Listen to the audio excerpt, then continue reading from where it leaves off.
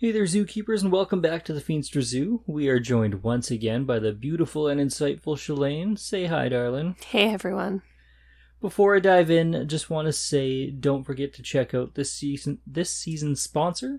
That's BetterHelp Online Therapy. They are a 100% online and incredibly convenient therapy establishment, and with just a few questions, you'll be matched with your licensed therapist ready to talk, text, video chat, email, or however you want to connect with them. And if you're not clicking with that therapist, you can switch at any time free of charge. If you want to try it out, go to betterhelp.com/The Feenstra Zoo, or just hit the link in the description down below. But I don't want to do much housekeeping.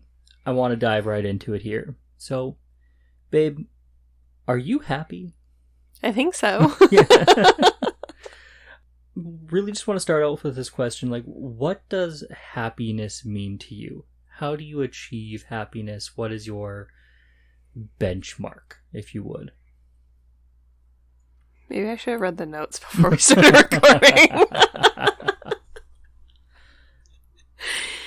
Happiness to me is more so just reaching that level of peacefulness.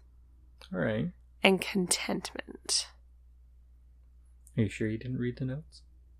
Yeah, 100% positive I didn't read the notes. I didn't even know what the topic was until 30 seconds ago. Seriously. For me, it just... my brain goes analytical, as we know. So it's like happiness to me, it's like it's a great emotion, but it's a fleeting emotion. It's a flash in the pan. Right? To be happy is like something happens, you have that instant emotional endorphin response. Rush kind of a thing. Yeah. But then it's gone. I think I associate it a lot more with contentment and peacefulness, right? Like just like you hit that point and it's happy, right? I think that's I associate it more with that than like the endorphin rush of joy. Right. Okay. So yes. You're jumping ahead in my notes. Oh, here. sorry. Yeah. But it's, as a society, I think, at least for the most part, we do chase that euphoric endorphin rush happiness. It's that like half buzzed looking over the edge of a cruise ship happiness. Fair enough. It's there, it's awesome, it's an experiential moment, but then it's gone. And it is possible to feel that, but it's not possible to live that all the time. You can't experience that constantly. Yeah, it's not realistic. I think, for myself at least, it's better to chase that reasonably happy by finding, like you said, that contentment line, and thus that contentment line will draw a joyful life. That reasonably happy, not that euphoric peak, but that reasonably good peace level.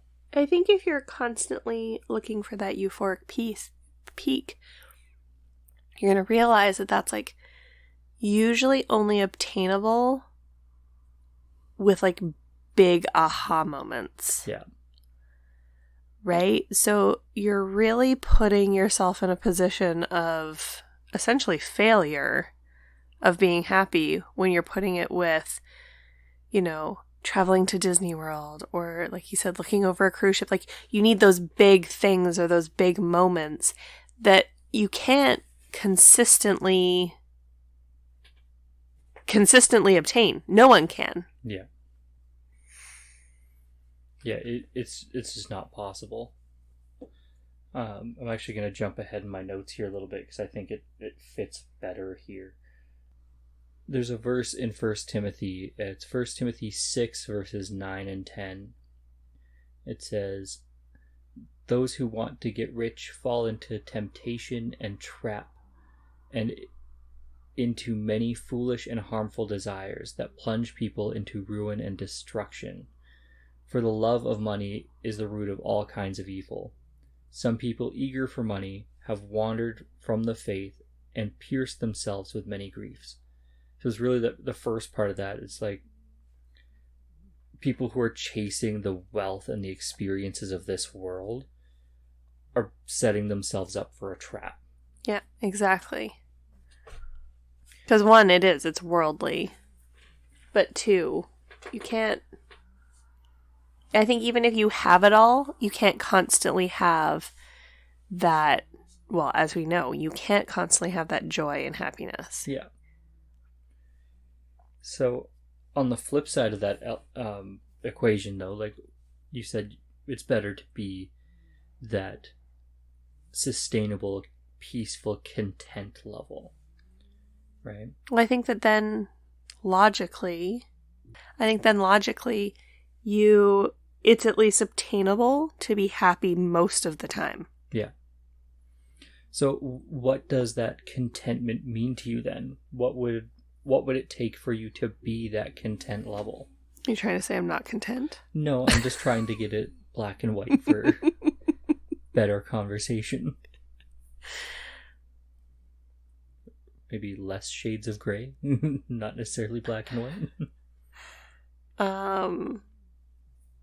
How do you achieve that contentment? Well, what does it look like to you? Like a content life? Like how would you put language to that beyond I'm content? So for me, it's setting my metrics properly and measuring myself by the right things. So I'm not going to measure myself being content by the things I have. Mm-hmm. I'm not going to measure myself being content by the number of followers I have on social media or listens on this podcast or anything like that. I'm going to rather measure myself by things that matter. Is my wife happy? Are my children happy? Do I come home happy from work at the end of the day, or at least not hating my life?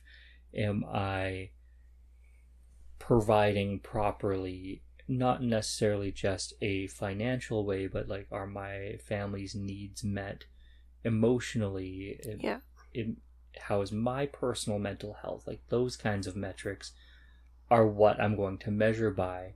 And the biggest one being, like, am I feeling connected to God? Am I being the proper steward? Am I having this relationship proper with God? Yeah. These are the metrics I'm going to measure by. Mm-hmm. Not, do I have 5 shiny cars? Do I have $1 million in the bank? Those kinds of things. So it's measuring myself by the right metrics. Yeah. To frame my contentment. Oh, 100%. And I think using that to reel it back in when it gets out of hand, though, too, right? Yeah, of course. Like, we talk about always wanting to be the next step ahead or wanting, the next thing or over that next speed hump or whatever, right? Mm-hmm. And usually when I get to that point of just feeling frustrated instead of content, usually I sit there and go, am I striving for something that when I stand in front of the Lord, he goes, why didn't you get this? That was for you. Right. Or is he going to sit there and go, why didn't you just enjoy what I put in front of you? That doesn't matter. Yeah. Right? Like, sometimes we get frustrated that we don't own a house yet. It's like, but does God care if I own a house? Right.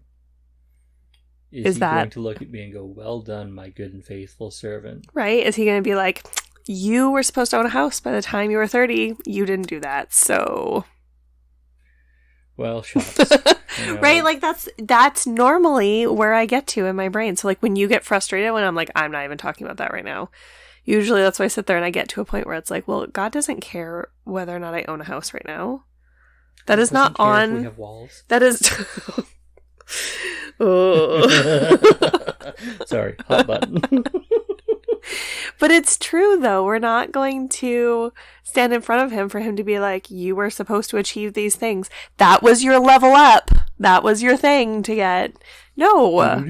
Right? Exactly. No, like, he cares that we're walking with him and that our relationship with him is strong and that our relationships with the people around us are strong and those types of things. Right. So that's my reality check. How are we serving community, not how am I leveling up my bank account? Yeah. Yeah. Yeah, exactly. So I know I actually have like 4 episodes on contentment. Well, it's a pretty big thing, though. Library, so I'm not going to go super deep into that, but it does play a big factor, which is why I wanted to touch on it. Something I have not touched on as much in the podcast, though, is focus.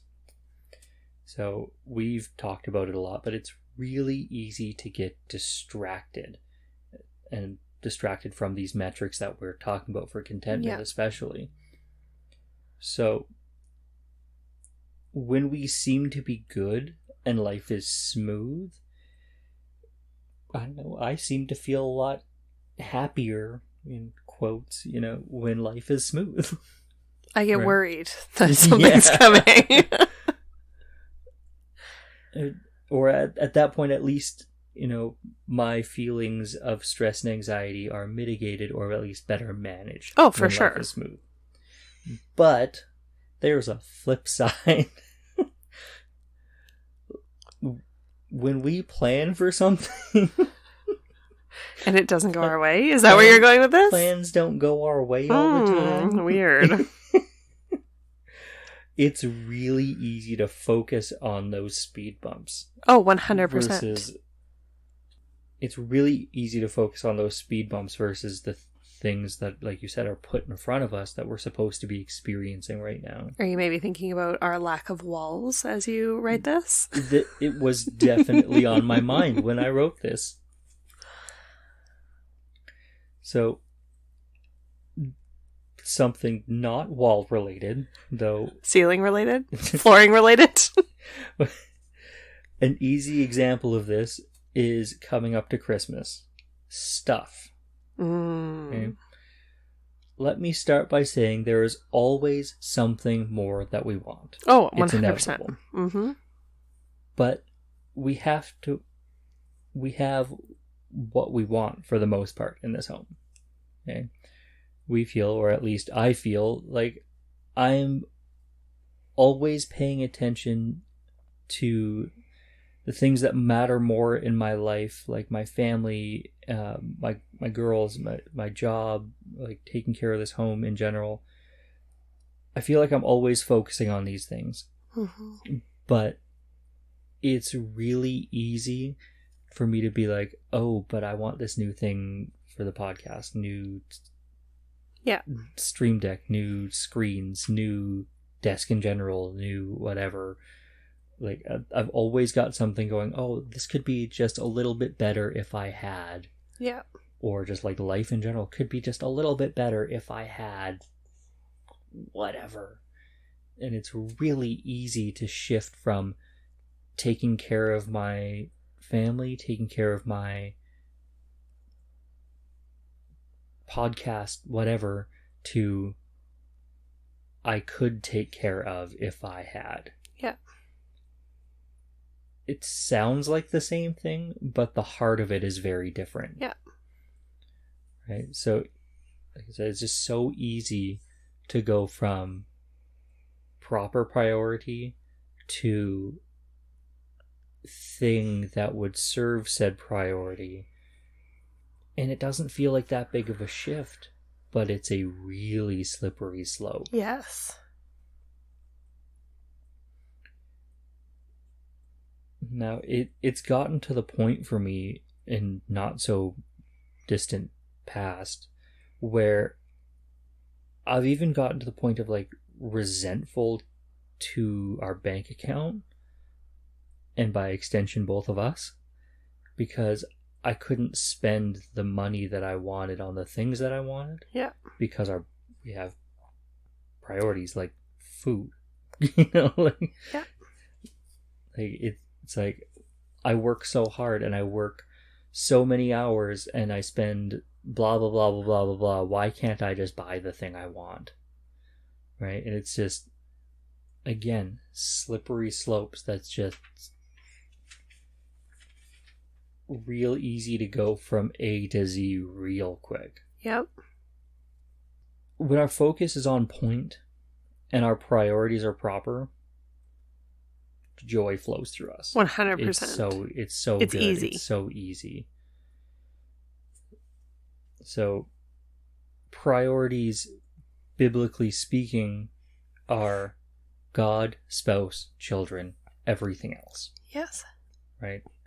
I've harped on this a lot through the past 4 seasons. But with that being said, keeping this focus, it will aid your pursuit of happiness. Oh, yes. There's a reason I harp on this so much. Mm-hmm. Right? Like, it when this is in check, when you are pursuing the things you need to in order, it's just,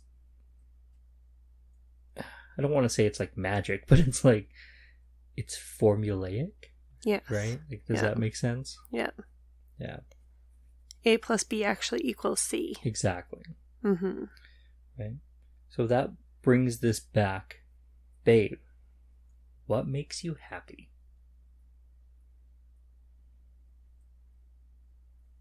This isn't a trick question. like what is it in our home, in our current stage of life, our current season, like what makes you the most happy? Not like euphoric over a cruise ship balcony happy, but day to day, like what brings you joy? What is it what pursuit in our home brings you happiness? I don't really know how to put it into words. Our life right now, just in general, brings me joy.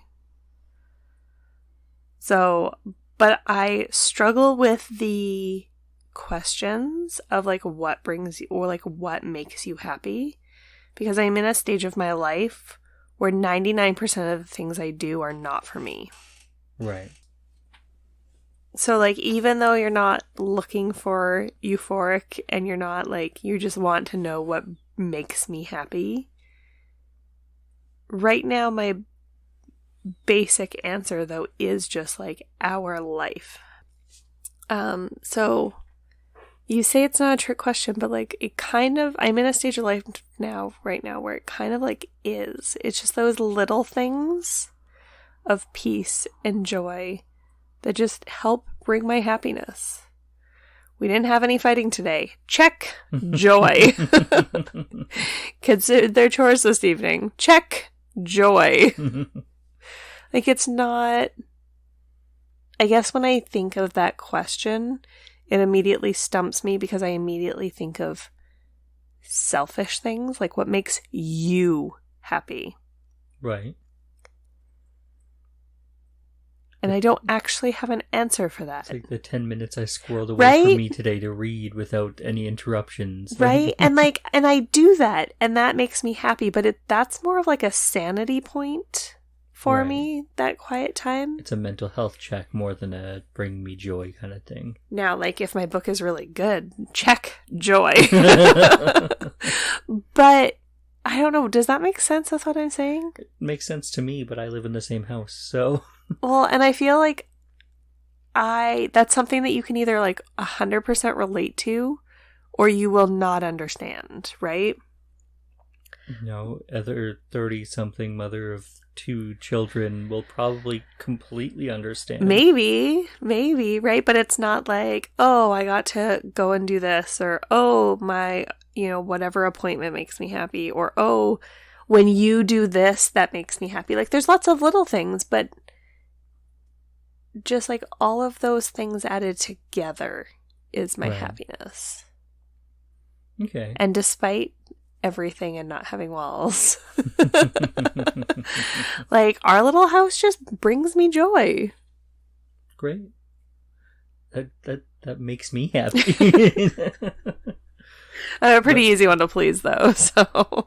But that honestly does, like, bring it back to, like, my personal points is, like, what brings me joy is, like, when I can visually see that you're happy, that my girls are happy, that our home is running smoothly, that, like, all these little check marks that aren't anything to do with me directly. I mean, kind of, but, like,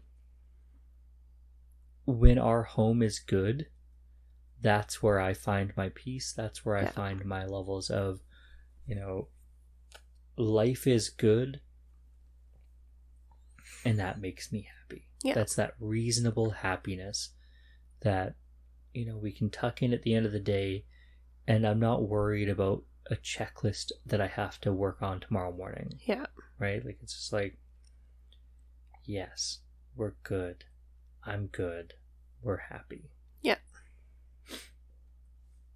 But there is a shocking amount of studies that have been done on this. Oh, I'm sure there is. That actually doesn't surprise me. I expected a fair number. I spent 10 minutes digging, and I found like 95 peer-reviewed journals on the study of, like, happiness, joy, contentment, every synonym you can think of. There is multitudes of studies. Like, I spent 2 nights digging through peer-reviewed journals that I understood like 1% of, but it was able to boil down to 3 things that make people, whether they be religious or secular, there's 3 things that it really boils down to that are like the most contributing factors for people. All right, let's see if they line up. You want to take a guess? Oh gosh. They're like broad. They're broad strokes. I'll give them to you. Money. Yeah. Job. Nope. Ooh, people are learning a little bit.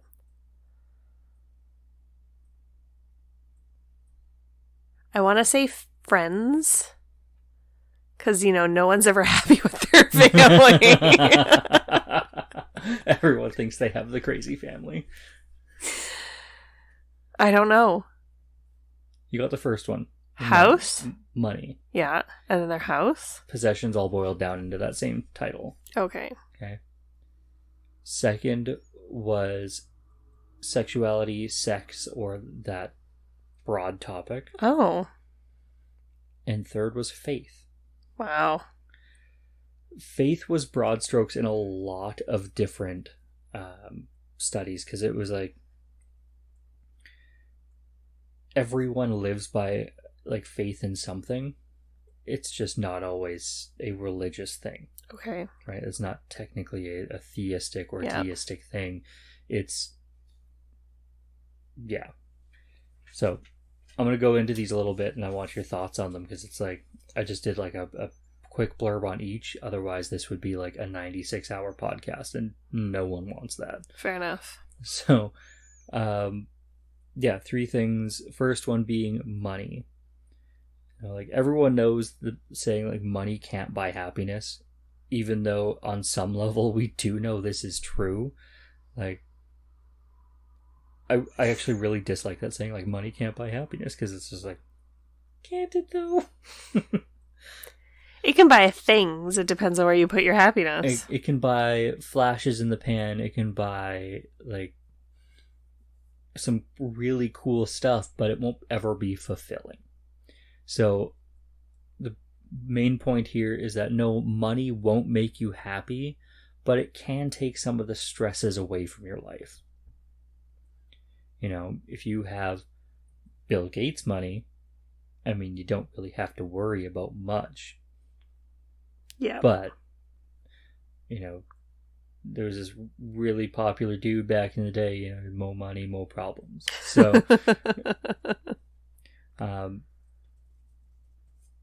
second point was sex or sexuality in general.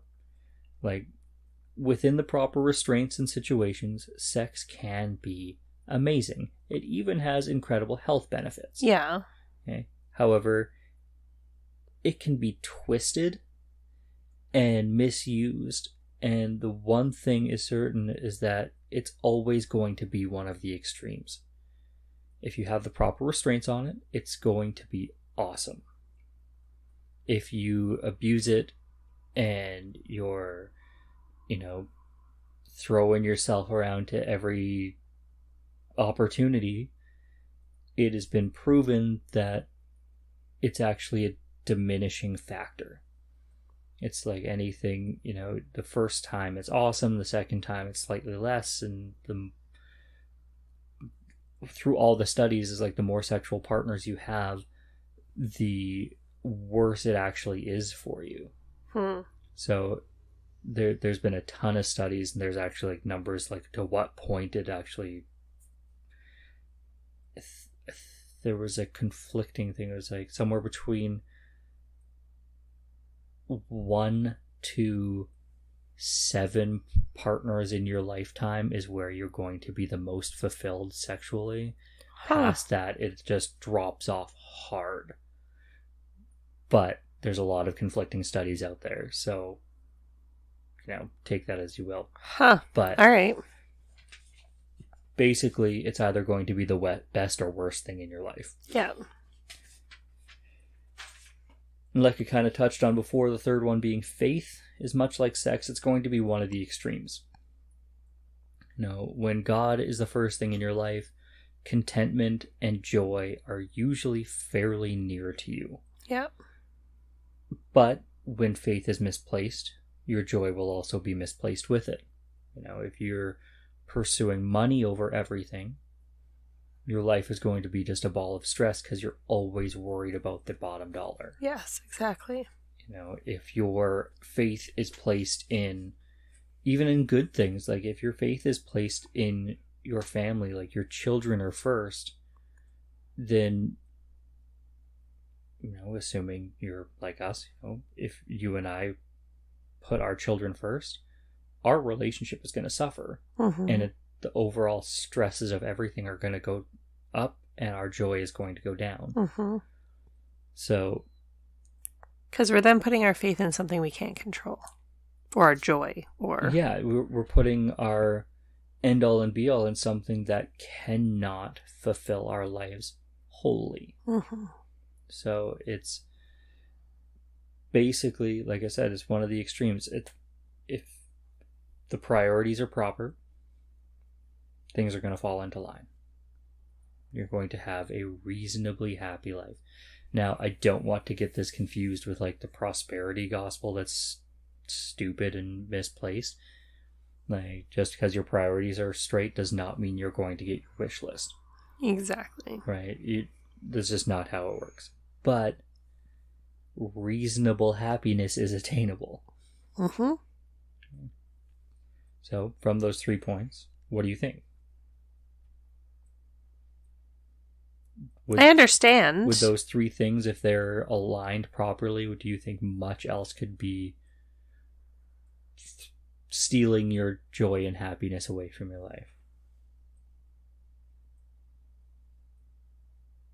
I thought these were the things that were supposed to make us happy. Yeah, but if they're out of a line, there's 2 sides to this coin. Fair enough. I guess the big one for me that I feel like is missing is relationships. Yes, and that was number 4 on the list in pretty much all the lists. Yeah. Yeah.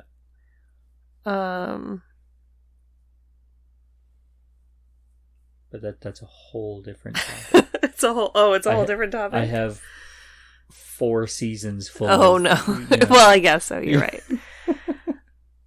Then, yeah. Yeah.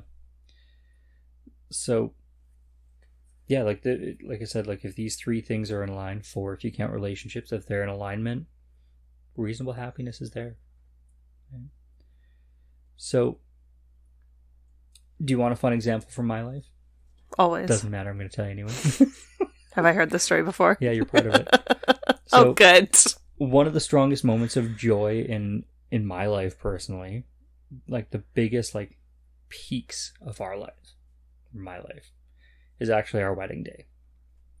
That was a good day. It was a great day. So, leading up to our wedding day, a mentor of mine encouraged me to complete a rather in-depth study of what it means to be the head of a household. Yeah. So we also had figured out like how to have our wedding rather inexpensively. So these things lined up delightfully for me. So basically it really boiled down to, you know, my faith was aligned because I just finished this super in-depth study of what it meant to serve as the head of household. Basically, I was at a peak in my faith with God. We had figured out, you know, this spectacular day at a very reasonable cost. Mm-hmm. And we were getting married, so, you know, sex. Win. So, things were in order. The day was not without its hiccups. Nope. But it was still one of the best days of my life.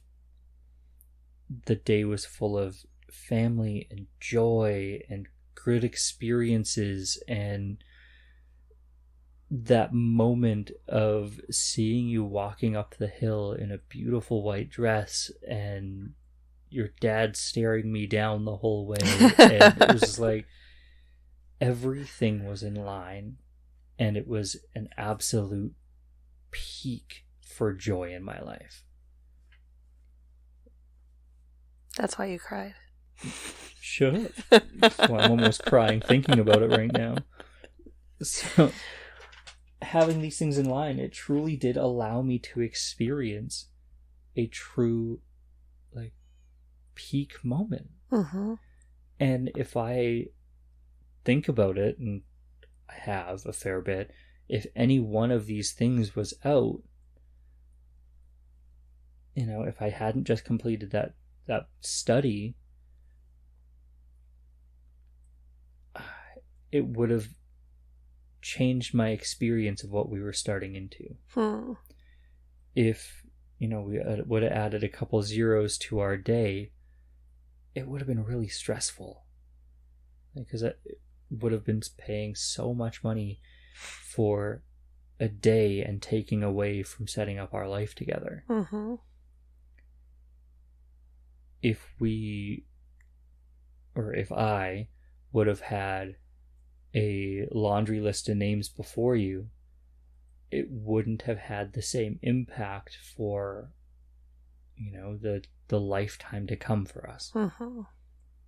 Right? So if any one of these things was out, it would have been a markedly different experience for me. Yeah, that makes sense.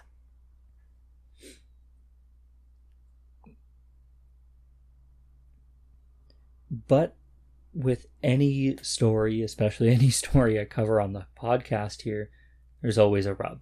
Always. Yeah. Nothing is ever free. Mm-hmm. So, what is the cost for us to have this joy, to have this happiness? What is the cost for us?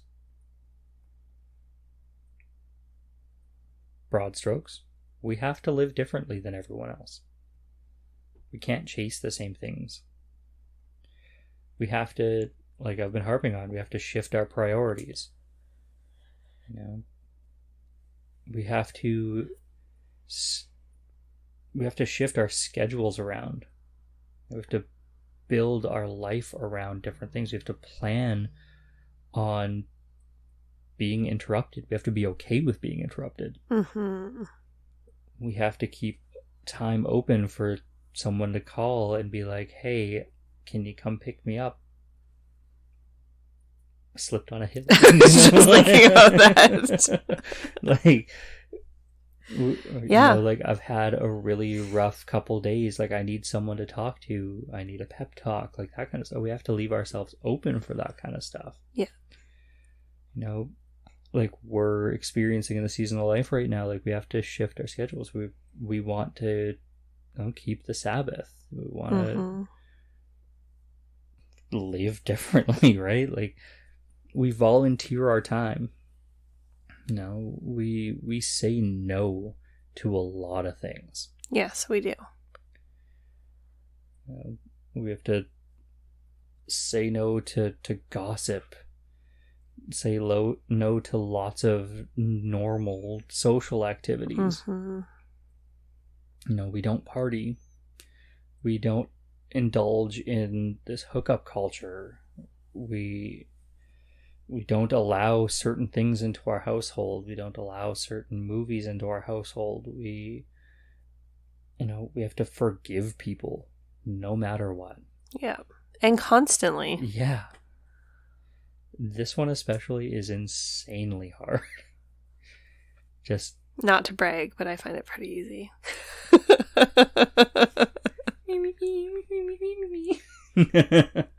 No, like, I don't know. I am just one of those people where it would have to take such an extreme for me to just be like, meh, white out, you out of my life. Right. Like, that's not me. It's not me anymore. Fair enough. Not that I've perfected anything, but letting go of a lot of negative emotions in my life was a process. It was a journey. I've got some tough scars, some hard experiences in life that just made that particularly difficult for me. And that's fair, right? Yeah. And most people can't just... Most people don't have your unflinching optimism. Well, and sometimes I lose friends over that. Some days I lose mother-in-laws over that. Sorry, Mom. But like, it's true though. Like, you are thankfully and amazingly an incredibly optimistic person. You always have the bright side. That's why I'm here in your life. Seriously, you are the other half of me with that. Because like, I am naturally pessimistic and naturally melancholy, and it's okay. It's fine. But we're two sides of the same coin, right? Like, you are bright and shiny and bubbly and positive, and I love it. I'm not. I am around you because you make me that way, but that's not me naturally. But getting back to this, other than bragging about my wife because I love it, like we have to let go of, like I said, a ton of negative emotions like resentment or bitterness. Like, these things just have no giving in a positive life, in a happy life. They only take. We also don't seek money or possessions first. It's not that we are actively seeking or celebrating poverty in any way, but we don't seek money as our end goal. Basically, we do things God's way and not our way. And that's pretty much what I've got for this topic. Huzzah. Yeah. I like it. What do you think, babe? Final thoughts, final notes? This made me happy.